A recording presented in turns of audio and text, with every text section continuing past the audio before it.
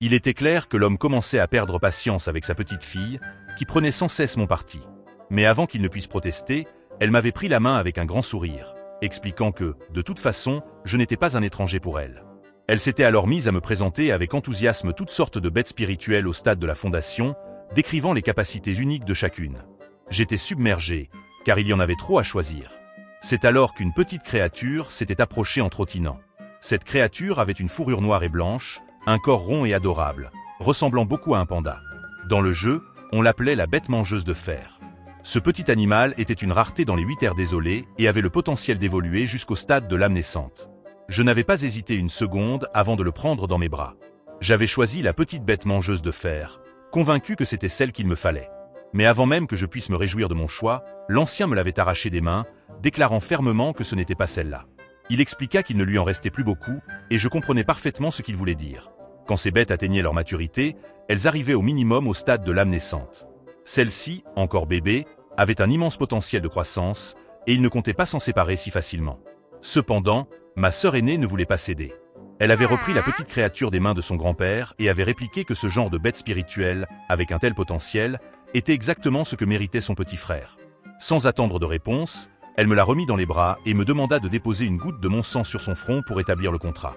L'ancien tenta une nouvelle fois de reprendre la bête, mais ma sœur s'interposa, les mains sur les hanches, lui rappelant qu'il lui avait toujours enseigné qu'un vrai cultivateur tient sa parole, et lui demanda s'il allait vraiment revenir sur la sienne maintenant. Puis, elle insista pour que je fasse vite le contrat de sang.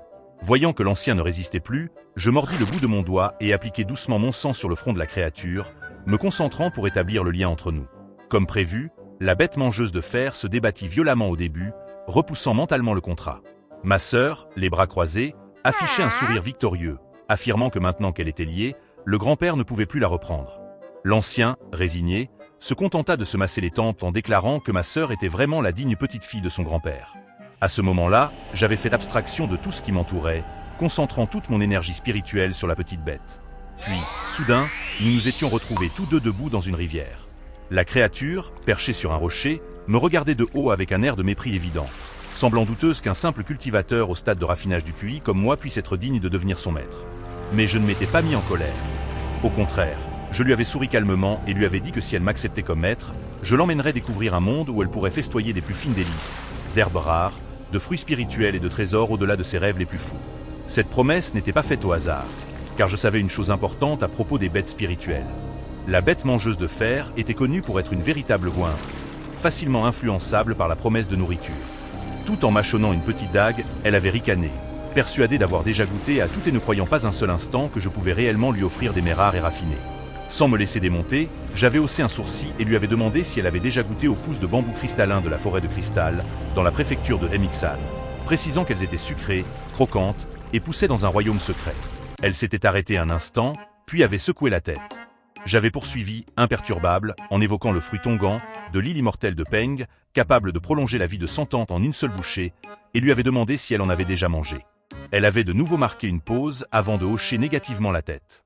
Un à un, je lui avais décrit divers trésors culinaires rares et délicieux, et à chaque nouvelle évocation, la petite bête devenait de plus en plus intriguée.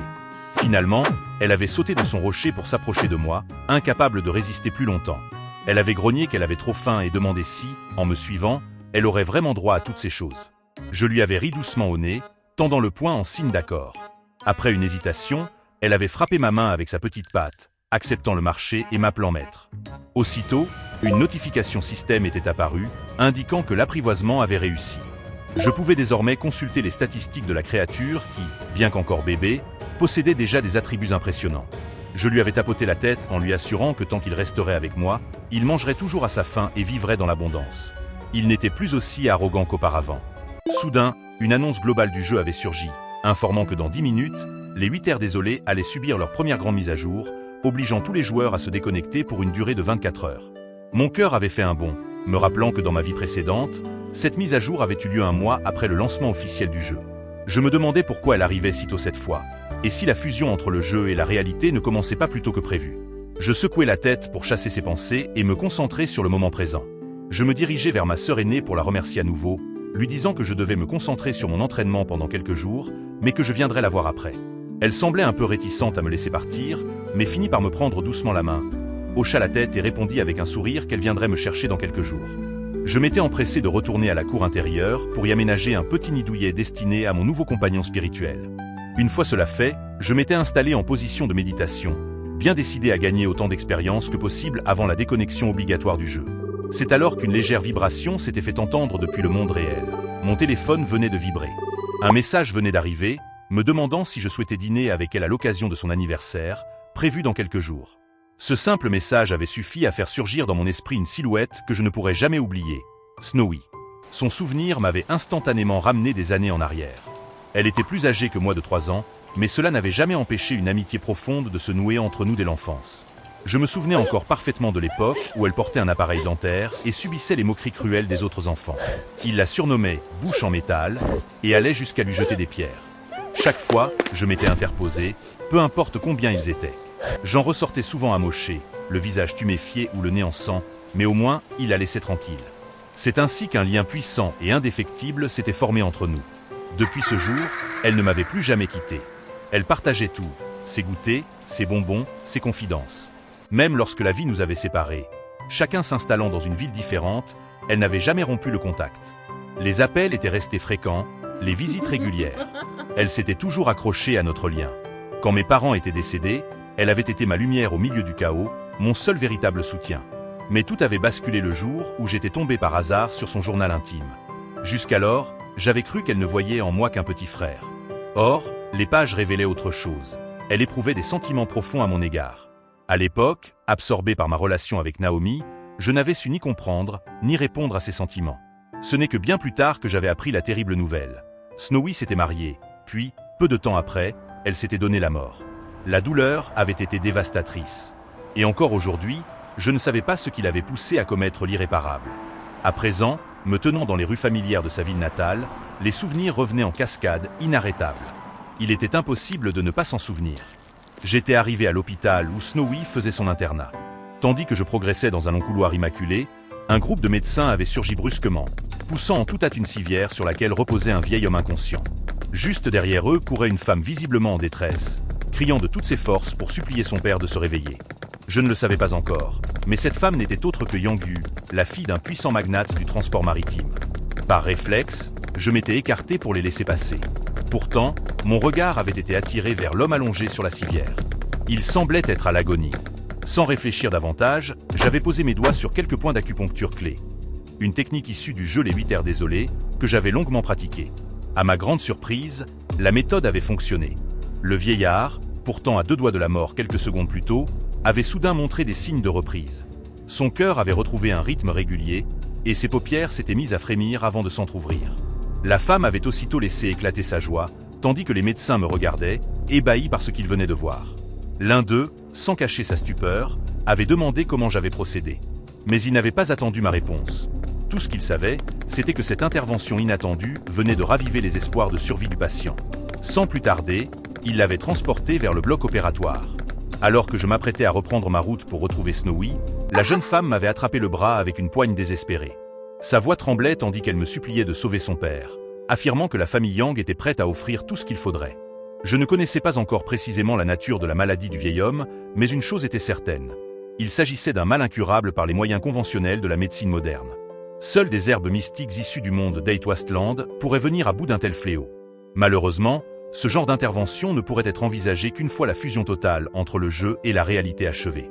Je secouai la tête avec une certaine compassion et lui expliquai que je n'avais fait que stimuler temporairement l'énergie vitale de son père.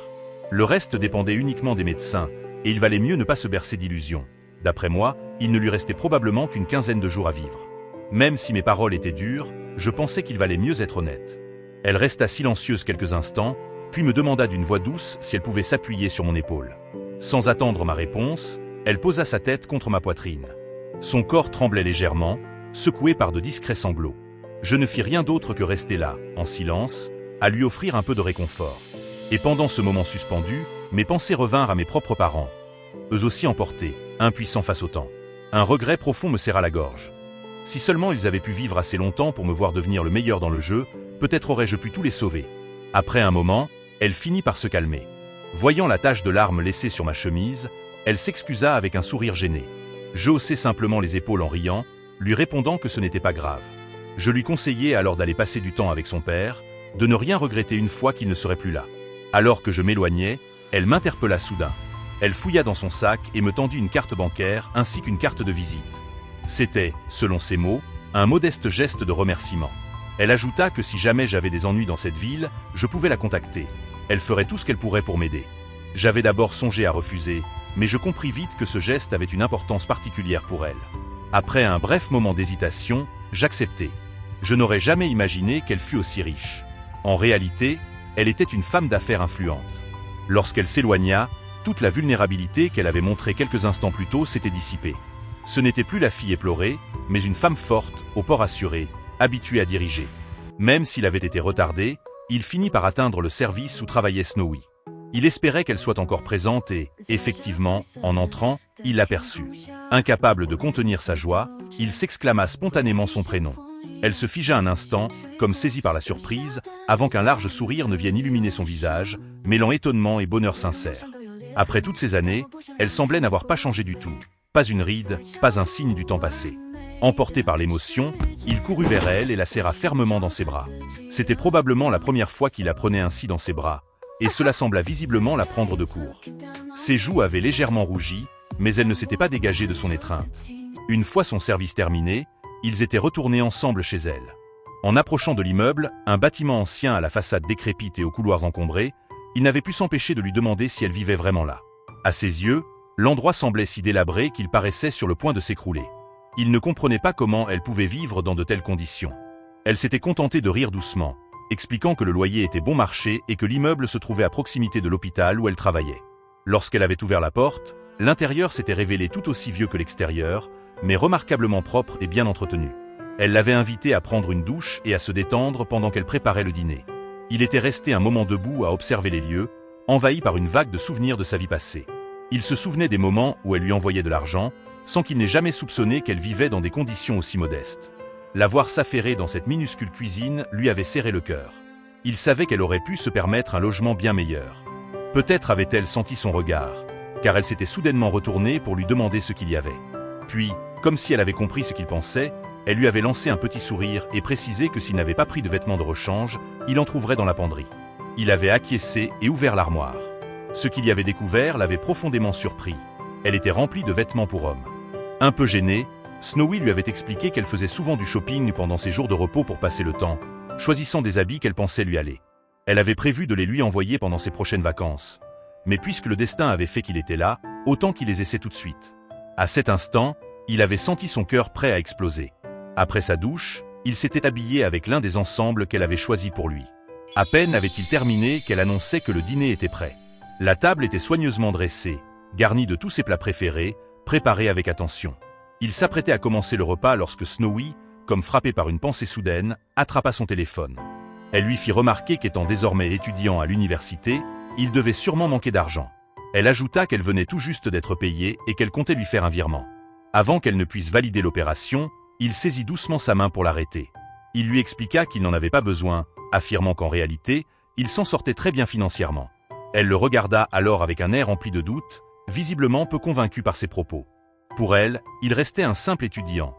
Comment aurait-il pu disposer d'assez de moyens pour subvenir à ses besoins? D'un ton légèrement moqueur, elle le mit en garde de ne pas essayer de la rouler. En guise de réponse, il prit son propre téléphone, effectua quelques gestes rapides et lui envoya un virement. Quelques secondes plus tard, le téléphone de Snowy vibra. Elle consulta l'écran et resta pétrifiée en découvrant qu'1 million venait d'être crédité sur son compte.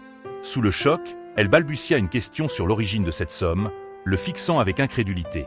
Puis, son visage se durcit légèrement. Elle voulait s'assurer qu'il n'avait rien fait d'illégal pour obtenir tout cet argent. Il éclata de rire en attrapant quelques bouchées de nourriture, puis la rassura entre 2 bouchées. Tout venait du jeu Hate Wasteland. Elle resta un moment sans voix. Bien qu'elle ait entendu parler de joueurs capables de générer de vrais revenus dans cet univers virtuel, le voir de ses propres yeux la déstabilisait complètement. Elle murmura alors qu'elle n'avait jamais imaginé qu'il pouvait gagner autant. Il confirma avec un sourire et ajouta que, désormais, elle n'aurait plus besoin de s'épuiser au travail. Après tout ce qu'elle avait fait pour lui dans le passé, c'était à son tour de prendre soin d'elle. Elle secoua doucement la tête, son regard empreint d'émotion. Mais il voyait bien qu'au fond d'elle, sa détermination n'avait pas fléchi. Elle pensait sincèrement que cet argent, il l'avait durement gagné, et que ce n'était pas à elle de l'accepter aussi simplement. Troublée, Elle s'était mise à manipuler son téléphone, manifestement sur le point de lui renvoyer les fonds. En la voyant faire, il s'était levé en haussant les épaules, feignant l'agacement. Il lui avait lancé que si elle le considérait comme un étranger, alors il valait peut-être mieux qu'il parte. Ses yeux s'étaient aussitôt agrandis de panique. Elle avait protesté vivement, lui assurant qu'elle ne pourrait jamais le voir comme un étranger. Rassuré, il s'était rassis et avait repris calmement son repas. Pourtant, elle semblait encore indécise, incapable de se convaincre qu'elle avait réellement le droit de profiter de cette somme. Il avait alors glissé un morceau de viande supplémentaire dans son assiette en l'exhortant à ne plus trop réfléchir. Finalement, après un court silence, elle avait poussé un léger soupir et accepté à mi-voix. La soirée avait filé rapidement, et le moment de se coucher était arrivé. Il lui avait proposé de l'aider à faire la vaisselle, mais elle avait réagi avant lui, empilant les assiettes avec efficacité tout en lui demandant d'aller se reposer dans la chambre. Une fois seul, il avait observé les lieux et remarqué qu'il n'y avait qu'un seul lit. Avec un sourire espiègle, il avait plaisanté sur le fait qu'ils allaient devoir le partager. Immédiatement, elle avait rougi et, en le réprimandant gentiment, lui avait répondu qu'il était un vrai gamin, toujours à dire n'importe quoi. Elle lui avait précisé qu'elle dormirait sur le canapé et insisté pour qu'il prenne le lit. Il avait voulu protester, mais elle ne lui en avait pas laissé le temps. Elle l'avait poussé fermement sur le matelas, affirmant qu'il était bien trop grand pour dormir sur un canapé et qu'il devait maintenant se taire et se reposer. Allongé dans ce petit lit imprégné de l'odeur discrète de Snowy, il n'était pas parvenu à trouver le sommeil. Finalement, après un long moment d'agitation intérieure, il s'était levé à pas feutrés et était allé dans le salon. Il avait quelque chose d'important à lui dire. Elle portait déjà son pyjama et, dans la lumière tamisée, paraissait plus vulnérable que jamais. Ses mouvements l'avaient visiblement réveillée, car elle s'était frotté les yeux avant de lui demander pourquoi il n'était pas en train de dormir. Il s'était assis près d'elle, le visage sérieux, puis lui avait confié sans détour ce qu'il avait sur le cœur. Il voulait qu'elle quitte son travail. Elle avait cligné des yeux, surprise par ses paroles. Un silence s'était installé avant qu'elle ne lui demande pourquoi il abordait soudainement un tel sujet. Il lui avait alors expliqué qu'il ne souhaitait pas qu'elle cesse totalement de travailler, mais simplement qu'elle envisage un autre emploi. Un poste plus proche, moins contraignant. Il lui avait confié qu'il n'était jamais rassuré de la savoir si loin, à la capitale. Lorsqu'elle lui manquait, elle restait injoignable. Et si un jour il lui arrivait quelque chose, il serait dans l'impossibilité d'intervenir à temps. Il avait longuement mûri cette réflexion, persuadé que sa demande reposait sur une raison valable. Une que, pensait-il, elle ne pourrait rejeter si facilement. Elle n'avait rien répondu immédiatement, mais dans la faible lumière de la lampe, il avait distingué une légère rougeur sur ses joues. Ce qu'il ignorait alors, c'était l'effet que ces paroles avaient produit en elle. Snowy, troublée, s'interrogeait en silence sur la nature de ces mots si sincères, presque intimes. Elle ne parvenait pas à cerner ce qu'il ressentait réellement. Sans trop réfléchir, il avait fini par lui prendre la main et lui avait proposé de le rejoindre dans Eight Westland en tant que joueuse professionnelle. Il ne savait toujours pas, même avec le recul, ce qui lui était réellement arrivé dans son ancienne vie. Mais cette fois, il était déterminé à ne rien laisser au hasard. À tout changer. Le lendemain, Snowy était parti comme à son habitude travailler à l'hôpital, mais son esprit était resté envahi par les paroles de la veille. Elle n'arrivait pas à calmer l'agitation intérieure qui la tiraillait. L'idée de tout quitter pour le suivre dans une nouvelle voie la tentait, mais elle restait indécise, perdue entre raison et émotion. Lorsqu'elle revint dans la salle de repos ce jour-là, Snowy fut accueillie par une vague d'applaudissements et de vives acclamations. Ses collègues, souriants et enthousiastes, lui souhaitaient un joyeux anniversaire avec chaleur. À l'avant du groupe se trouvait un médecin aux lunettes impeccables, un bouquet de roses à la main. Il annonça d'une voix claire qu'il avait réservé une salle privée dans le restaurant le plus luxueux de la capitale, ajoutant qu'il prendrait personnellement en charge toutes les dépenses de la soirée. L'annonce provoqua une série d'exclamations et d'applaudissements supplémentaires. Plusieurs collègues le félicitèrent pour sa générosité, certains allant jusqu'à plaisanter à voix haute, suggérant que, avec un homme aussi entreprenant que le Dr Zhang, Snowy n'avait qu'à sortir avec lui. Elle répondit par un sourire poli, mais son malaise était perceptible. Elle expliqua que ce n'était pas nécessaire d'en faire autant, surtout pas dans un lieu aussi coûteux, et encore moins simplement pour son anniversaire. Malgré ses protestations, le Dr Zhang fit un pas de plus vers elle et déclara sans détour qu'elle connaissait déjà ses sentiments, et qu'il n'y avait plus lieu de jouer aux formalités entre eux. Ce que personne d'autre ne soupçonnait, c'était que derrière son geste se cachait une manœuvre habile. Le médecin cherchait à impressionner Snowy et leurs collègues, en profitant de cette occasion pour se rapprocher d'elle sous couvert de galanterie. De mon côté, j'avais assisté à toute la scène depuis l'embrasure de la porte. Un sourire discret se dessina sur mes lèvres tandis que j'entrais dans la pièce, faisant tourner lentement mes clés de voiture entre mes doigts. À ma vue, le silence s'abattit brusquement dans la salle. Tous les regards s'étaient tournés vers moi. Le docteur Zhang me fixait, visiblement pris de court. Il avait pourtant entendu dire que je n'avais pas un sou, que je dépendais du soutien financier de Snowy. Alors comment expliquer que je sois désormais au volant d'un véhicule de luxe ? Je pris la parole d'un ton neutre, lui demandant s'il était lui aussi présent. Il s'approcha pour me serrer la main, tentant de dissimuler son trouble derrière un masque de cordialité. Je soutins son regard avec froideur, gardant pour moi une pensée claire. Il était temps de découvrir quel jeu il comptait jouer. L'après-midi passa rapidement, et lorsque la journée de travail toucha à sa fin, ils quittèrent ensemble l'hôpital. Devant l'entrée principale, une voiture de luxe brillait sous la lumière du soleil, attirant immédiatement l'attention des passants et du personnel. Beaucoup s'étaient arrêtés pour l'admirer, bouche bée. Zhang, de son côté, avait blêmi, comme s'il venait d'avaler quelque chose de particulièrement amer. La surprise se lisait clairement sur son visage. Mais il ne tarda pas à se reprendre. Visiblement, une idée venait de germer dans son esprit. Il déclara alors que le véhicule n'offrait que 2 places, et qu'il serait donc impossible pour tout le monde de s'y installer. Il proposa donc que Snowy monte dans la voiture avec lui, pendant qu'il se chargerait de régler la note des taxis pour le reste du groupe. Une fois encore, plusieurs infirmières l'avaient regardé avec admiration, impressionnées par sa générosité. Mais le narrateur secoua la tête, refusant poliment son offre, et, d'un simple claquement de doigts, fit apparaître plusieurs navettes luxueuses qui se garèrent derrière eux. Il invita calmement tout le monde à y monter, ajoutant qu'ils se retrouveraient tous à l'hôtel. Puis il ouvrit galamment la portière du bolide pour Snowy, prit place derrière le volant, et la fixa un instant. Elle paraissait étonnée, et lui demanda s'il avait réellement acheté la voiture.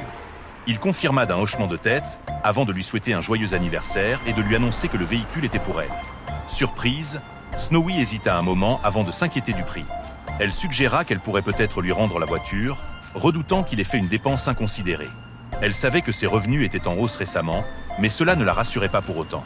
Il répondit en riant, lui proposant alors de quitter son emploi et de prendre le contrôle de ses finances. Ainsi, dit-il avec légèreté, elle pourrait s'assurer qu'il n'y ait plus de dépenses déraisonnables. Rougissante, elle baissa les yeux, incapable de cacher son trouble. Peu après, ils arrivèrent à l'hôtel, un établissement d'un standing exceptionnel, digne des plus grands palaces de la capitale. Jouant la comédie, notre protagoniste feignit l'étonnement en s'adressant à Zhang, admiratif. Il fit une remarque ironique sur l'ampleur de l'organisation. Fier de lui, Zhang répondit avec assurance que c'était normal. Après tout, c'était l'anniversaire de Snowy, et il voulait que cette soirée soit mémorable. En me voyant écarquiller les yeux comme un parfait campagnard, Zhang ne put s'empêcher de me lancer un regard qui signifiait clairement amateur. Je pointai alors du doigt l'étage supérieur en lui disant que j'avais entendu dire que la vue depuis là-haut couvrait la moitié de la ville, surtout la nuit, et j'imaginais que c'était là qu'il avait réservé la salle privée. Zhang sursauta, visiblement pris de court, mais hocha vite la tête en confirmant. Cependant, je remarquai une douleur dans ses yeux. Ce que j'ignorais, c'est qu'il avait initialement prévu de réserver une salle au 2e étage, ce qui lui aurait coûté environ 10 000 pour la soirée, mais qu'en réalité, la salle tout en haut était facilement 10 fois plus chère. Il devait sans doute déjà calculer mentalement si l'effet de surprise sur Snowy valait ce coup de folie. Nous arrivâmes rapidement dans la salle privée au dernier étage. Les plats commencèrent à arriver et tout le monde était ravi, plaisantant sur la chance qu'ils avaient de profiter de l'aura de Snowy. Elle, quant à elle, souriait avec gêne, visiblement embarrassée. Elle regardait Zhang et moi discuter comme si nous étions de vieux amis, ce qui semblait la mettre encore plus mal à l'aise. Elle pensait sûrement déjà à la façon dont elle allait devoir me remercier plus tard. Après tout, c'était son anniversaire, et je voulais simplement faire bonne impression. Intérieurement, je riais. Zhang cherchait déjà à en savoir plus sur moi, alors je décidai de jouer le jeu un moment. Lorsqu'il apprit que la voiture était louée, il changea immédiatement d'attitude, visiblement soulagé. Il hocha la tête comme pour me faire clairement comprendre que je voulais juste me donner un genre. Je remarquai qu'au départ, il pensait que je venais d'une famille riche aux ressources mystérieuses. Satisfait, il appela des boissons. La serveuse arriva avec une bouteille de vin rouge, fit tout le cérémonial de décantation et me versa un verre. Juste avant que celui-ci ne porte le verre à ses lèvres, Zhang ajouta qu'il avait longtemps hésité à ouvrir cette bouteille, mais qu'il avait décidé de faire une exception en l'honneur de l'anniversaire de Snowy. Mais au moment fatidique, une sensation étrange s'imposa. Il perçut immédiatement que quelque chose n'allait pas. Le vin semblait altéré, très probablement drogué. D'un geste discret, il reposa le verre sans y toucher et improvisa une excuse, feignant l'urgence. Il expliqua alors à Zhang qu'il n'avait loué la voiture que pour une demi-journée et qu'il risquait de devoir payer des pénalités s'il ne la rendait pas rapidement. Il se leva et, sur un ton mesuré, lui demanda de veiller à ce que Snowy rentre bien chez elle. Zhang accepta aussitôt, avec un enthousiasme difficile à dissimuler. L'attitude du jeune homme trahissait une impatience malsaine, comme s'il avait enfin obtenu ce qu'il désirait depuis longtemps. Notre protagoniste choisit toutefois de ne pas intervenir tout de suite. Il voulait des preuves. Il comptait le prendre en flagrant délit. Il ignorait encore ce que Zhang préparait précisément, mais il sentait que quelque chose de grave allait se produire.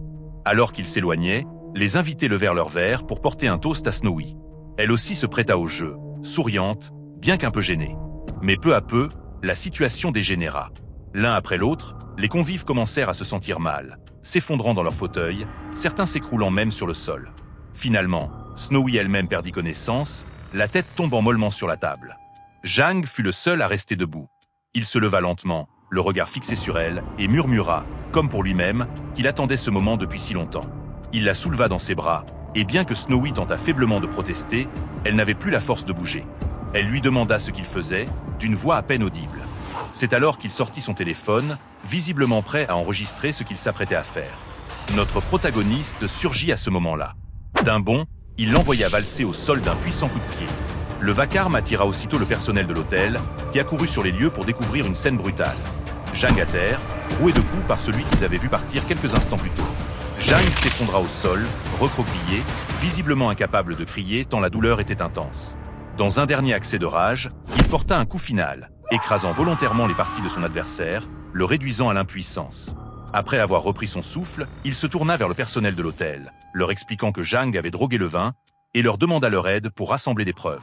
À l'évocation de drogue, les visages de l'équipe pâlirent aussitôt, comprenant que la situation était bien plus grave qu'il n'y paraissait.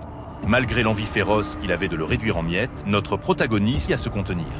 Il sortit son téléphone et montra à Jang qu'il avait tout enregistré. Puis, d'une voix ferme, il lui posa une question claire. Préférait-il se livrer lui-même à la police ou le laisser gérer les choses à sa manière? Pris de panique, Jang se mit à supplier, jurant qu'il allait se dénoncer. Notre protagoniste, le regard noir, lui cracha un dernier mot, qu'il dégage. Il aurait pu le détruire, mais il savait qu'il ne devait pas laisser ses émotions le dominer. Pas maintenant, alors que la fusion du jeu avec la réalité approchait à grands pas. Son attention se reporta sur Snowy, encore tremblante. Il la prit doucement dans ses bras. Elle s'agrippa à lui, murmurant un faible remerciement. Touché, il lui répondit que c'était lui qui lui devait tout. Elle avait toujours pris soin de lui, et désormais, c'était à son tour de veiller sur elle. Quelques jours plus tard, de retour chez lui, il se retrouvait partagé entre soulagement et fatigue. Il repensait au moment où il avait dû contenir sa rage face à Jang, un exercice difficile. Pourtant, un léger sourire se dessina sur ses lèvres en évoquant leurs adieux. Avant son départ, Snowy était venue lui dire au revoir. Elle était encore un peu secouée, mais faisait preuve d'une force admirable. Il aurait voulu qu'elle parte avec lui, mais elle avait insisté. Certaines choses devaient encore être réglées de son côté. Il n'avait eu d'autre choix que d'accepter et de lui demander de prendre soin d'elle. Elle lui fit promettre d'en faire autant, assurant qu'elle viendrait le voir dès que possible. La quitter s'était avérée bien plus difficile qu'il ne l'avait imaginé. Mais il savait qu'il devait partir. La mise à jour de Hate Wasteland avait été lancée depuis plusieurs heures, et il était temps pour lui de retourner dans le jeu. Retourner dans le jeu représentait, à ses yeux, la seule manière de garder une longueur d'avance, de protéger ceux qui comptaient pour lui. Et, au bout du compte, de prendre sa revanche contre les deux individus qui lui avaient tout pris. Sitôt rentré chez lui, il jeta négligemment son sac sur le canapé et monta dans son poste de jeu sans perdre une seconde. Il fixa le casque sur sa tête, et en un instant, son esprit bascula de nouveau dans l'univers virtuel. À peine avait-il quitté son état de méditation qu'une notification apparut sous ses yeux. Il venait de franchir un cap important, celui du stade avancé du raffinement du chi. Cette progression lui octroyait 10 points supplémentaires dans ses attributs, ainsi qu'1 millier de points en santé et en mana. Son entraînement prolongé durant la période de mise à jour avait clairement porté ses fruits. Avant toute chose, il prit le temps de vérifier l'objet rare qu'il avait obtenu récemment. Il fit apparaître depuis sa bague de stockage un parapluie de grade spirituel. Ses caractéristiques étaient tout bonnement impressionnantes. Il disposait d'une compétence appelée Abri, capable de se lier à un coéquipier situé dans un rayon de 20 mètres, lui régénérant lentement des points de vie pendant une vingtaine de secondes. Une seconde compétence, de nature spirituelle également, réduisait de manière significative l'agilité et la précision des ennemis dans un large périmètre de 300 mètres. En poursuivant son inspection, il tomba également sur un objet exceptionnel, un os de bête à l'apparence anodine. Pourtant, après avoir absorbé pendant un siècle l'essence pure de la Terre au fond d'un ancien sanctuaire, cet os s'était métamorphosé en une relique conférant des bonus d'attributs non négligeables. Dans l'ensemble, il se déclara plutôt satisfait de ses trouvailles. Mais il ne pouvait pas se permettre de rester immobile. Il savait que l'étape suivante consistait à atteindre le stade de la fondation, une percée capitale dans sa progression. Avec son talent unique, une seule voie s'offrait à lui, exigeante, périlleuse, mais prometteuse. Pour espérer réussir, il allait devoir rassembler 3 trésors naturels ainsi que 6 perles spirituelles issues d'éléments différents. Décidé à se mettre en route, il se leva et posa les yeux sur sa fidèle bête mangeuse de fer, profondément rendormie en boule à ses pieds. Il lui donna une petite tape pour la réveiller. Celle-ci se retourna en grognant, dévoilant son ventre, et gémit qu'elle avait faim. Une scène des plus habituelles. Ce petit glouton semblait n'avoir qu'une seule priorité dans la vie, manger. Il se permit de le taquiner, lui lançant qu'à ce rythme-là, il finirait obèse. La bête réagit en râlant, lui rappelant ce qu'il s'était promis. Lui, feignant l'innocence, haussa les épaules avec un léger sourire, affirmant qu'il ne s'en souvenait pas. Alors qu'il s'apprêtait à sortir de l'arrière-cour, une notification surgit soudain devant ses yeux. La loyauté de votre familier a augmenté de 10 points. Loyauté actuelle, 90. Cette alerte le prit de court. Il se figea un instant, frappé par un stress inattendu. Il avait complètement oublié l'existence du système de loyauté des familiers. Un oubli potentiellement dangereux. Il se rappela qu'en dessous de 70, un familier pouvait commencer à ignorer les ordres, et si ce chiffre chutait sous 50, il pouvait carrément se retourner contre son maître. Il se réprimanda intérieurement pour sa négligence, puis se pencha pour caresser doucement la tête de la petite bête, lui murmurant que ce n'était qu'une blague. Il ajouta qu'il l'avait réveillée uniquement pour la nourrir. La créature, ravie, redressa les oreilles et trottina joyeusement vers la porte. Il la suivit, l'esprit déjà concentré sur les nouveautés de la dernière mise à jour d'Eight Wastland. Celle-ci apportait un changement majeur, l'apparition de 3 nouveaux royaumes secrets. Chacun avait ses propres caractéristiques. Le royaume nocturne, conçu pour les aventuriers solitaires. La crête de la caverne fantôme, à explorer en équipe. Et la vallée du roi cadavre, un raid colossal réservé aux plus expérimentés. Tous étaient accessibles aux joueurs ayant atteint le stade de raffinement du chi et proposaient 5 niveaux de difficulté, à la manière des quêtes de secte. Après avoir soigneusement pesé les options, il décida de se lancer dans le donjon solo. Celui-ci contenait un matériau indispensable pour sa future percée vers l'établissement de fondation, et certains équipements qu'on y trouvait étaient particulièrement convoités par les joueurs. Mais alors qu'il franchissait le seuil de la cour, un groupe de PNJ lui coupa brusquement la route. L'un d'eux, visiblement le chef, s'adressa à lui avec un sourire narquois, lui lançant une pique sur le fait qu'il daignait enfin redescendre de sa montagne. Intrigué, il consulta leurs informations et reconnut immédiatement l'individu principal. Un disciple senior du cercle intérieur de la secte de l'épée, ayant atteint le stade avancé de l'établissement de fondation. Il leur demanda calmement la raison de leur présence. Mais le disciple ne répondit pas verbalement. Il se contenta de dégainer son épée, rendant ses intentions limpides. Il venait pour un duel officiel. Il rappela ensuite, d'un ton assuré, que selon les règles de la secte de l'épée, tant que l'écart de puissance entre 2 cultivateurs ne dépassait pas un grand stade, un défi pouvait être lancé sans contestation. Si un disciple était défié en duel et qu'il n'était ni blessé, ni occupé, ni en méditation, il se trouvait dans l'obligation d'accepter. Il le savait parfaitement. Malgré tout, il avait senti que quelque chose n'était pas clair dans les intentions du groupe venu le provoquer, mais il choisit de ne pas les confronter, préférant attendre le bon moment. Leur chef avait continué à lui expliquer que cette règle existait pour pousser chaque disciple à se dépasser, et que c'était précisément cette politique de pression constante qui permettait à la secte de l'épée de dominer toute la province de Temixan. Bien sûr, il connaissait déjà ces règles, mais il n'avait aucune intention de se battre gratuitement. Il avait alors précisé qu'il n'acceptait le duel qu'à condition qu'il y ait une récompense à la clé. Le chef, sûr de lui, avait accepté et proposé de parier des points de contribution, une monnaie d'échange essentielle au sein de la secte. Il en possédait 886, une somme respectable selon les standards de l'organisation. Ils étaient bien conscients de l'avantage dont ils disposaient. De son côté, il n'avait plus aucun point, ayant tout dépensé lors d'une précédente mission. Pire encore, s'il perdait ce combat et que ses points de contribution devenaient négatifs, il risquait ni plus ni moins que l'expulsion de la secte. C'est alors qu'une voix familière s'était élevée dans la foule pour lui dire de ne pas s'en faire. C'était celle de sa sœur senior. Elle avait déclaré qu'elle disposait d'un nombre suffisant de points et qu'il pouvait compter sur son soutien. Avec elle à ses côtés, il se sentit aussitôt plus confiant, comme s'il venait de dégainer une carte maîtresse. La réaction des autres disciples ne s'était pas fait attendre. Plutôt que d'être déstabilisé, il s'était montré encore plus enthousiaste, ravi à l'idée d'un pari encore plus audacieux. Ils avaient mis leurs points de contribution en commun, atteignant un total impressionnant de 1500 points. Le chef, gonflé d'assurance, avait même annoncé que s'il gagnait, il doublerait les points misés. Avant de s'éloigner vers l'arène, ils lui lancèrent un dernier avertissement. Il allait amèrement regretter d'avoir accepté ce défi. Au même moment, dans l'arène d'entraînement de la secte, un ancien proclamait à voix haute que le disciple extérieur Shen Yuan venait de remporter un 8e combat consécutif. Son adversaire venait à peine de se relever, le regard noir de rage, tandis que la foule murmurait des paroles d'admiration et de crainte. Être au dernier stade du raffinement du chi restait une prouesse impressionnante. Ce jour-là, l'un des anciens s'était avancé vers Shen Yuan, et après avoir hoché la tête d'un air satisfait, il avait reconnu en lui un grand potentiel dans l'art du maniement de l'épée. Séduit par ses performances, l'aîné lui avait alors proposé de le prendre comme disciple. Shen Yuan s'était incliné avec ferveur, un éclat d'enthousiasme dans le regard. C'est à cet instant que la sœur senior du protagoniste avait surgi en appelant son père. Le visage jusque-là austère de l'ancien s'était immédiatement détendu, s'éclairant d'un sourire chaleureux en voyant sa fille. Shen Yuan, curieux, avait tourné les yeux vers elle et s'était soudainement figé, comme pétrifié par sa beauté, littéralement subjugué. Son père lui avait alors demandé ce qu'elle faisait là, et elle avait répondu avec un doux sourire qu'elle était venue soutenir son frère junior. L'ancien, croyant qu'elle parlait de Shen Yuan, s'était mis à rire doucement, pensant que le destin venait de réunir maître et disciple sous le regard bienveillant de sa propre fille. Il lui avait alors présenté Shen Yuan comme son nouveau disciple. Ce dernier s'était approché, s'inclinant avec respect pour saluer la jeune femme. Mais celle-ci, gardant un sourire espiègle, avait secoué la tête pour corriger son père. Il s'était trompé de personne. Puis elle avait levé le doigt et pointé directement vers le protagoniste.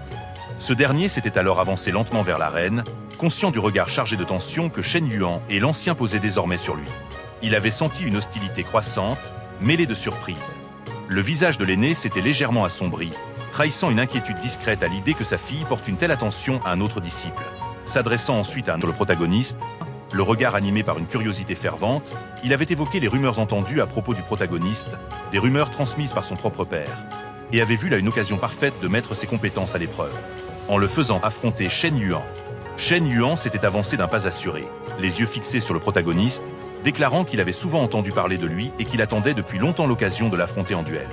Mais le protagoniste avait levé la main, l'arrêtant d'un simple geste, et lui avait répondu qu'il était occupé. Il savait très bien à qui il avait affaire. Dans sa vie précédente, Shen Yuan était destiné à devenir le plus grand maître épéiste de tous les temps. Plutôt que de lui accorder son attention, le protagoniste s'était retourné vers le disciple derrière lui, le véritable challenger, à qui il avait déjà accepté de répondre. Cette décision avait plongé Shen Yuan et l'ancien dans un profond étonnement. Allait-il vraiment le voir affronter un adversaire au dernier stade de l'établissement de la fondation? L'ancien l'avait mis en garde. Au vu de la différence de niveau, il était en droit de refuser le duel. Ce rappel avait aussitôt blêmi le visage du challenger, révélant qu'il avait menti sur les règles, pensant que le protagoniste les ignorait. Mais ce dernier, esquissant un léger sourire, lui avait rétorqué qu'il connaissait parfaitement les règles. Et puisque le frère aîné Wang semblait si désireux de lui faire cadeau de ses points de contribution, il ne voyait aucune raison de refuser. L'ancien, en entendant ces mots, avait laissé transparaître une brève lueur de mépris dans son regard, visiblement agacé par ce qu'il jugeait être de l'arrogance. Pendant ce temps, la sœur senior du protagoniste n'avait cessé de l'encourager, débordante d'enthousiasme à l'idée de le voir combattre. Lorsque l'arme du protagoniste fut dégainée, il déclara calmement qu'il était prêt à commencer et proposa à Wang de régler ça rapidement. Le challenger hésita un instant, jetant un œil à l'épée du protagoniste, puis se lança soudainement à une vitesse fulgurante, espérant le prendre par surprise. Mais le protagoniste était prêt. En une fraction de seconde, il disparut, avant de réapparaître dans le dos de son adversaire. Il lui fit remarquer que sa vitesse était impressionnante, mais encore insuffisante. Il activa alors la technique du pas fantôme, enchaînant sans attendre avec une attaque de base, qui infligea 1600 points de dégâts en un seul coup. Le frère aîné Wang tituba en arrière, les yeux écarquillés, peinant à respirer. Le frère aîné Wang avait visiblement sous-estimé le protagoniste. Mais après avoir encaissé une première attaque, il avait affirmé qu'il allait désormais devenir sérieux. Le protagoniste, de son côté, avait rapidement consulté ses statistiques. Il restait encore 7400 points de vie à son adversaire. Sans perdre de temps, Wang avait lancé une puissante technique, un rayon de lumière perçant fonçant droit sur sa cible. Mais le protagoniste, avec un calme absolu et une précision millimétrée, avait activé sa propre compétence au bon moment. Non seulement il avait renvoyé l'attaque de son adversaire, mais il avait immédiatement enchaîné avec 4 frappes successives. Chaque coup avait infligé 2000 points de dégâts, et le dernier, d'une puissance fulgurante, avait littéralement projeté Wang hors de l'arène, le laissant inconscient. Dans le public, la sœur senior du protagoniste s'était tournée vers son père avec un sourire radieux, presque moqueur. Elle lui avait lancé d'un ton taquin qu'il n'avait désormais plus rien à dire, son regard pétillant de fierté. L'ancien, quant à lui, était resté immobile, visiblement abasourdi par ce qu'il venait de voir. Derrière son masque de stupeur, on devinait une frustration sourde, alimentée par une pensée obsédante. Sa propre fille semblait tomber sous le charme du protagoniste, ce qui lui était tout simplement insupportable. Sans prononcer un mot, il avait tourné les talons, quittant la scène d'un pas vif. Pendant ce temps, XZ, qui avait diffusé le combat en direct, ne contenait plus son excitation. Elle avait rappelé à son public ce qu'elle n'avait cessé de répéter. Le protagoniste ne trichait pas. Les commentaires pleuvaient à une vitesse folle, la plupart remplis d'éloges. Certes, certains spectateurs se montraient envieux, surtout en constatant l'admiration évidente que XZ portait au protagoniste, mais ce dernier n'en savait rien. Et à vrai dire, il s'en moquait totalement. Non loin de là, Shen Yuan était resté silencieux, le regard sombre, la main crispée sur la garde de son épée. Il savait à quel point Wang était respecté au sein de la secte. Même lui évitait de le provoquer inutilement. Et pourtant, ce jeune inconnu venait de le vaincre d'un seul enchaînement, sans la moindre hésitation. Il avait alors interpellé le protagoniste, lui reconnaissant qu'en ce jour, il lui était supérieur. Mais il n'en resterait pas là. Il se souviendrait de ce moment et viendrait le défier à nouveau, un jour. Sur ces mots, il s'était éloigné, sans se retourner. Le protagoniste, quant à lui, ne sous-estimait nullement ce rival. Car dans sa vie passée, Shen Yuan était devenu dieu de l'épée inégalée. Une légende vivante qui méritait sans conteste son titre de meilleur épéiste de tous les temps. Dans cette nouvelle vie, le protagoniste se rappelait qu'autrefois, ses chemins n'avaient fait que frôler ceux de Shen Yuan. Mais cette fois, il avait pris une autre direction, celle de l'épée, et il n'était pas question pour lui de céder la première place à qui que ce soit. Après son combat, sa sœur senior s'était approchée, les yeux brillants d'admiration. Elle lui avait fait remarquer, avec un grand sourire, que ses compétences ne cessaient de s'améliorer. Lui, modeste, avait secoué la tête, affirmant que c'était elle, la véritablement exceptionnelle. Il avait ajouté que s'il ne faisait pas tout pour se dépasser, il resterait éternellement celui qui dépend de sa protection. Elle avait alors fait une petite moue, croisant les bras, et l'avait interrogé d'un ton faussement vexé. Elle voulait savoir ce qu'il y avait de mal à ce qu'elle le protège et s'il n'appréciait pas sa présence. Il avait ricané doucement, niant catégoriquement. Mais il avait confié qu'un jour, il souhaitait être celui qui la protège, la mettre à l'abri du danger, et surtout être capable d'affronter son père et son grand-père sans trembler. En réalité, il pensait principalement à l'aura terrifiante que ces deux hommes dégageaient. Mais en voyant le rouge monter aux joues de la jeune femme, il comprit qu'elle avait sans doute interprété ces mots différemment. Gênée, elle s'était mise à jouer avec l'ourlet de sa robe, avant de lui confier que la force n'était pas ce qui comptait le plus pour sa famille. Selon elle, s'il voyait qu'elle aimait sincèrement quelqu'un, il la soutiendrait. Une idée avait alors traversé l'esprit du protagoniste. Il lui avait demandé si elle avait un peu de temps libre dans les jours à venir. Pensant qu'il avait besoin d'elle pour une mission, elle avait hoché la tête. Mais il avait aussitôt précisé qu'il voulait plutôt l'inviter à Funu City, pour écouter de la musique, voir des pièces de théâtre, et profiter ensemble des fleurs et de la lune. En vérité, il avait remarqué que leur niveau de lien avait atteint 60, et il s'était dit que c'était le moment idéal pour le faire progresser davantage. Face à cette invitation qui ressemblait fortement à un rendez-vous galant, elle avait rougi de plus belle. D'une voix timide, elle lui avait avoué qu'elle en aurait été ravie. Mais que, depuis le retour de son père à la secte, il lui serait probablement difficile d'obtenir la permission de sortir. Il lui avait assuré qu'il ne lui en voulait pas et qu'il pouvait patienter. Elle avait hoché la tête rapidement, avant de s'enfuir en courant, en promettant de venir le chercher dès qu'elle en aurait l'occasion. Son cœur s'était alors mis à battre plus fort. L'idée de ce rendez-vous à venir lui donnait l'impression de vivre leur première véritable sortie ensemble. Alors qu'il descendait de l'arène d'entraînement, Wan Ling était apparu, lui faisant de grands signes tout en criant sur un ton enthousiaste. Elle l'avait appelé la star du moment, ne manquant pas de souligner à quel point sa performance avait été impressionnante. Elle avait évoqué le fait qu'un disciple pourtant presque au terme de l'établissement de la fondation n'avait même pas réussi à le vaincre. Restant calme, il lui avait simplement demandé ce qu'elle voulait. Elle était alors allée droit au but. Sa guilde souhaitait qu'il les aide à nettoyer la vallée du roi cadavre en mode difficile. Il avait refusé sans hésitation.